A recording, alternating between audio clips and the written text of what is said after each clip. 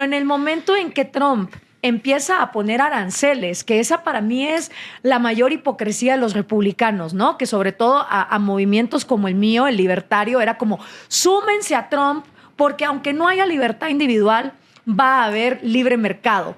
Y lo primero que el hombre hace es declararle la comercial con aranceles a México y a Canadá. A sus socios. A sus propios socios. No entiendo el mundo. Luego hablamos de Latinoamérica y lo que quieras. ¿Qué es lo que estoy viendo con mis ojos? ¿Quiénes mandan en el mundo hoy? Un dictador en China, un dictador en Rusia, un dictador en Estados Unidos. Aspirante a dictador. Sí. Sí. Bueno, actúa como dictador. Sí.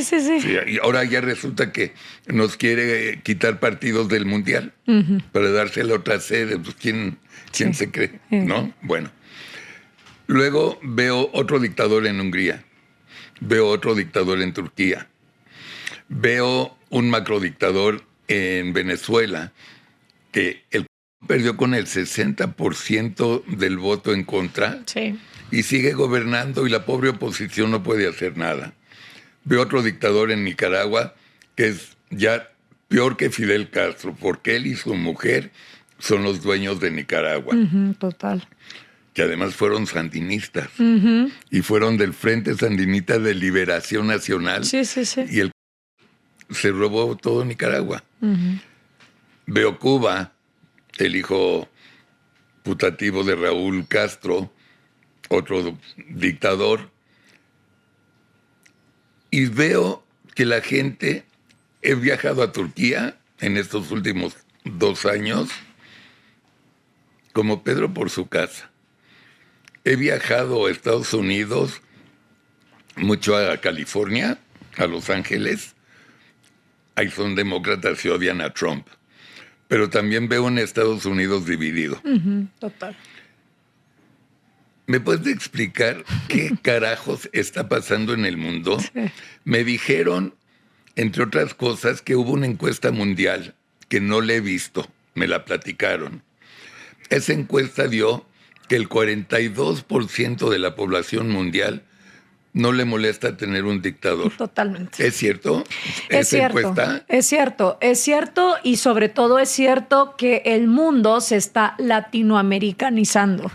Nosotros como Latinoamérica estamos muy acostumbrados a las dictaduras. Sí. O sea, nuestra regla ha sido la dictadura. Desde la época precolombina, donde la razón por la que Hernán Cortés tuvo tanto éxito es porque había muchos pueblos enojados con Moctezuma y la cantidad de impuestos que cobraban. Luego pasamos a la colonia, tenemos dictaduras militares en todo el continente y ahora el mundo, que también ha pasado por sus etapas de dictadura, porque al final, hace un siglo exactamente, Europa estaba a las puertas de un Hitler reclamando... Hagamos Alemania great again. En 1925. Teníamos a Stalin, teníamos a Mussolini en Italia, teníamos a Franco en España. Y acuérdate que además era todavía más complejo porque la mayoría del mundo seguía siendo colonia. Entonces África dependía de estas dictaduras, igual que la India, igual que todo el Commonwealth, y obviamente Latinoamérica ya estaba sumada en estas dictaduras. Entonces, lo primero a lo que yo invito a la gente cuando me dicen no entiendo el mundo es vas bien. Porque todos en este momento, no importa a dónde vayas, si es una comida familiar o una mesa de análisis político, incluso dentro del propio movimiento MAGA, hay mucha división. Marco Rubio se odia con Elon Musk porque no entienden para dónde va la cosa. Exacto. Entonces, yo creo que el primer paso es asumir que estamos en un momento de no entiendo. Y cuando uno no entiende, lo que hay que hacer es lo que tú acabas de hacer, observar. ¿Y qué estoy observando? ¿Qué es lo que la realidad me está arrojando? Efectivamente, que hay dictaduras en Europa, hay dictaduras en Latinoamérica. Trump, un aspirante a dictador, y digo aspirante porque todavía tengo la esperanza que los checks and balances de un gobierno dividido en poderes haga que Trump no llegue a donde él quiere llegar. Vamos a ver si eso pasa. Es más, te diría una cosa, nunca pensé decir esto, pero me da cierto alivio vivir en México, donde Claudia Sheinbaum, que se veía como un peligro como tiene que contener las locuras de Trump, ella no puede ejercer sus propias locuras. Claro. Entonces son como dos males que se anulan, porque si una Kamala Harris hubiera llegado al poder, quizá ahorita estuviéramos viendo una política internacional de 2 mujeres de izquierda al poder, controlando precios y quién sabe, no sé, locuras tipo el socialismo del siglo XXI y el Foro de Sao Paulo. Sí. Y nadie les hubiera podido hacer freno, porque las dos hubieran ido en ese camino. Pero en el momento en que Trump empieza a poner aranceles, que esa para mí es la mayor hipocresía de los republicanos, ¿no? Que sobre todo a movimientos como el mío, el libertario, era como, súmense a Trump, porque aunque no haya libertad individual, va a haber libre mercado. Y lo primero que el hombre hace es declararle la comercial con aranceles a México y a Canadá. A sus socios. A sus propios socios.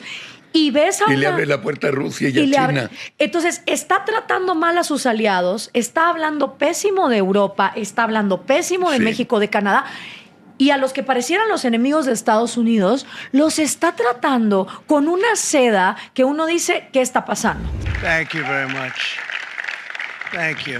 Nice crowd. What a good-looking group of people. Well, we have some very, very good news today, and a lot of good things are happening for our country. Please sit down. My fellow Americans, this is Liberation Day, waiting for a long time. April 2nd, 2025 will forever be remembered as the day American industry was reborn, the day America's destiny was reclaimed, and the day that we began to make America wealthy again. We're going to make it wealthy, good and wealthy. For decades, our country has been looted, pillaged, raped, and plundered by nations near and far, both friend and foe alike. American steel workers, auto workers, farmers, and skilled craftsmen, we have a lot of them here with us today.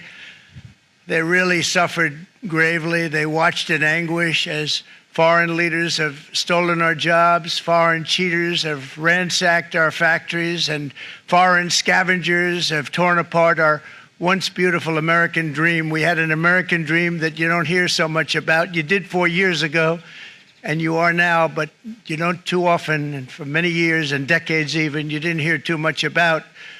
Our country and its taxpayers have been ripped off for more than 50 years, but it is not going to happen anymore. It's not going to happen.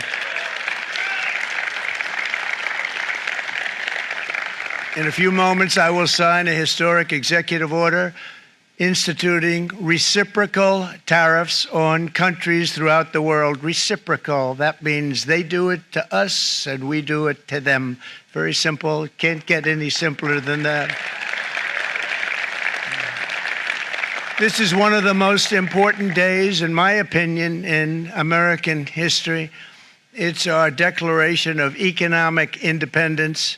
For years, hardworking American citizens were forced to sit on the sidelines as other nations got rich and powerful, much of it at our expense. But now it's our turn to prosper, and in so doing, use trillions and trillions of dollars to reduce our taxes and pay down our national debt, and it'll all happen very quickly. With today's action, we are finally going to be able to make America great again, greater than ever before.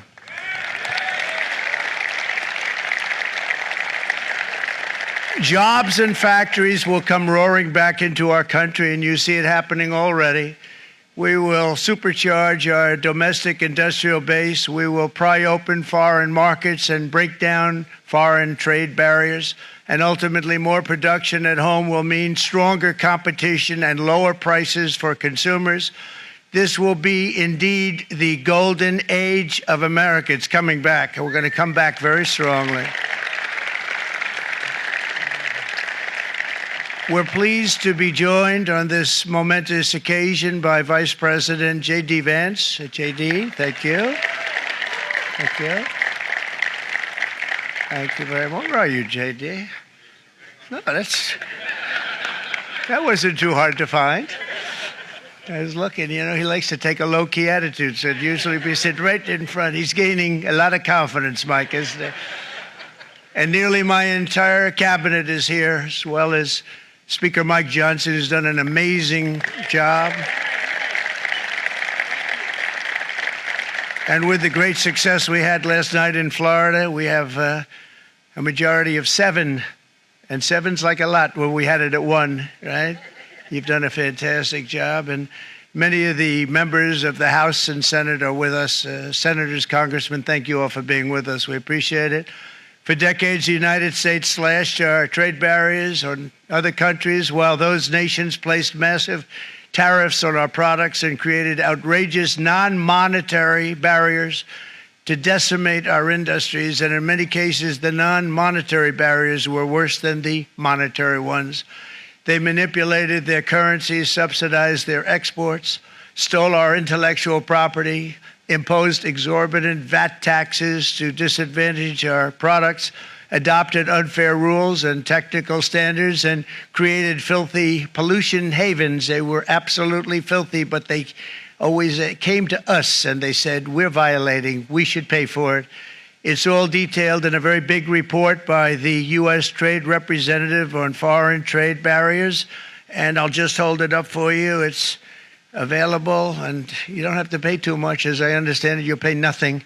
It's a lot of work for something, actually, because it's a special book. It's very, frankly, it's very upsetting when you read it, when you see what people have been doing to us for 30 years. This all happened with no response from the United States of America, none whatsoever. But those days are over. Let me offer just a few examples of the vicious attacks our workers have faced for so many years. The United States charges other countries only a 2.4 tariff on motorcycles. Meanwhile, Thailand and others are charging much higher prices, like 60%. India charges 70%. Vietnam charges 75%, and others are even higher than that. Likewise, until today, the United States has for decades charged a 2.5 tariff. Think of that, 2.5% on foreign-made automobiles. The European Union charges us more than 10% tariffs, and they have 20% VATs, much, much higher. India charges 70%, and perhaps worst of all are the non-monetary restrictions imposed by South Korea, Japan, and very many other nations. As a result of these colossal trade barriers, 81% of the cars in South Korea are made in South Korea. 94% of the cars in Japan are made in Japan. Toyota sells 1 million foreign-made automobiles into the United States, and General Motors sells almost none. Ford sells very little. None of our companies are allowed to go into other countries.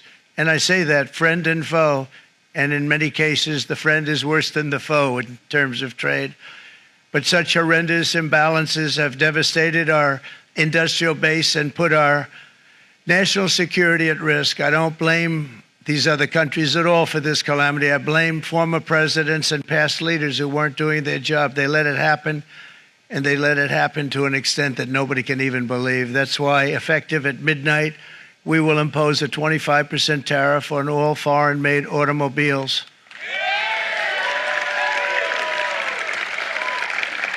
Thank you.